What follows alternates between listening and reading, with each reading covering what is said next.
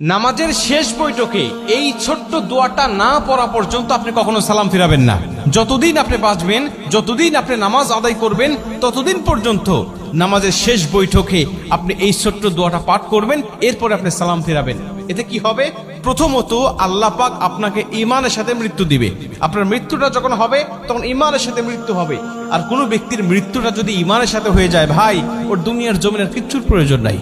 কারণ শেষ মৃত্যুটা তার হয়েছে ইমানি অবস্থায়, মানে সে মুসলিম হয়ে, ইমানদার হয়ে সে দুনিয়ার থেকে বিদায় নিয়ে চলে গেছে। ওর কবরেও শান্তি, পরকালেও শান্তি, হাসরে, মিজানে, ফুলসিরাতে প্রত্যেকটা ধাপে সে মুক্তি, এবং আল্লাহ পাকের কমপক্ষে 10টি পৃথিবীর সমান একটি করে জান্নাত তার জন্য আল্লাহ ওয়াজিব করে দিবেন। কারণ শেষ মৃত্যুটা তার হয়েছে ইমানি হালতে। সাহাবীদের মধ্যে অনেকেই ছিল যারা শেষ অবস্থায় ঈমান গ্রহণ করে তারা জান্নাতি হয়ে গেছে। আবার অনেকেই আছে রাসূল সাল্লাল্লাহু আলাইহি ওয়াসাল্লামের সাথে থেকেছে, নবীজির সাথে নামাজ পড়েছে, কিন্তু সে মুনাফিক হয়ে, বেঈমান হয়ে শেষ বিদায় নিয়েছে। আল্লাহ পাক তাদের জন্য জাহান্নাম অবধারিত করে রেখে দিয়েছে। ঠিক তেমনি ভাবে মানুষের শেষ অবস্থাকে আল্লাহ পাক বিবেচনা করে। ঈমানদার হয়ে মৃত্যুবরণ করতে পারলে তার জীবনের কিচ্ছু প্রয়োজন নাই।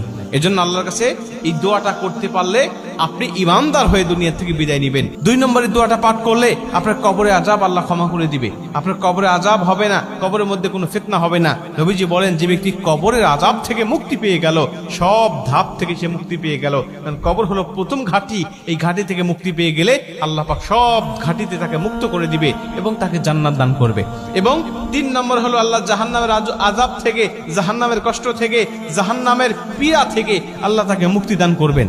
এবং 4 নম্বর হলো দাজ্জালের ফিতনা থেকে আল্লাহ পাক তাকে হেফাজত করবেন। ভাই, দাজ্জালের ফিতনা হলো পৃথিবীতে আদম আলাইহিস সালাতু ওয়াস সালাম থেকে শুরু করে আমাদের নবী মুহাম্মদ রাসূলুল্লাহ সাল্লাল্লাহু আলাইহি ওয়াসাল্লাম পর্যন্ত যত নবী রাসূল এসেছে, সমস্ত নবী রাসূল এই দাজ্জালের ফিতনা থেকে তার উম্মতকে সতর্ক করেছে। সমস্ত নবী রাসূল তার উম্মতকে বলেছে, দাজ্জালের ফিতনা নামক একটা ফিতনা দুনিয়ার জমিনে আসবে।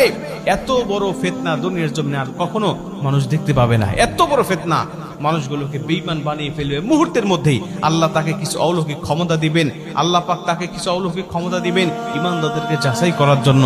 তখন এই দাজ্জাল এসে দুনিয়ার জমিনে তার অনুসারী আর অনুগামী করবেন মানুষগুলোকে। বিভিন্ন ক্ষমতা আল্লাহ তাকে দেখাবেন, ওই ক্ষমতাগুলো মানুষগুলোকে দেখিয়ে দেখিয়ে সে পথভ্রষ্ট করবেন। এই জন্য আল্লাহ পাকের কাছে এই দোয়াটা করতে পারলে আল্লাহ সেই আযাব থেকে বা সেই ফিতনা থেকেও আপনাকে মুক্তি দান করবেন।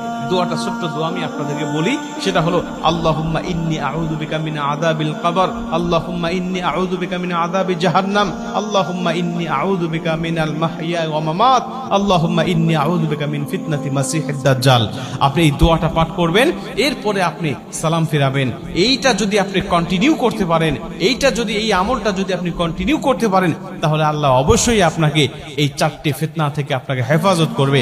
ঈমানের সাথে মৃত্যু হবে, কবরের আযাব থেকে রক্ষা করবে, জাহান্নামের আযাব থেকে রক্ষা করবে, এবং আল্লাহ পাক আপনাকে ফিতনা, দাজ্জালের ফিতনা থেকে আল্লাহ হেফাজত করবে।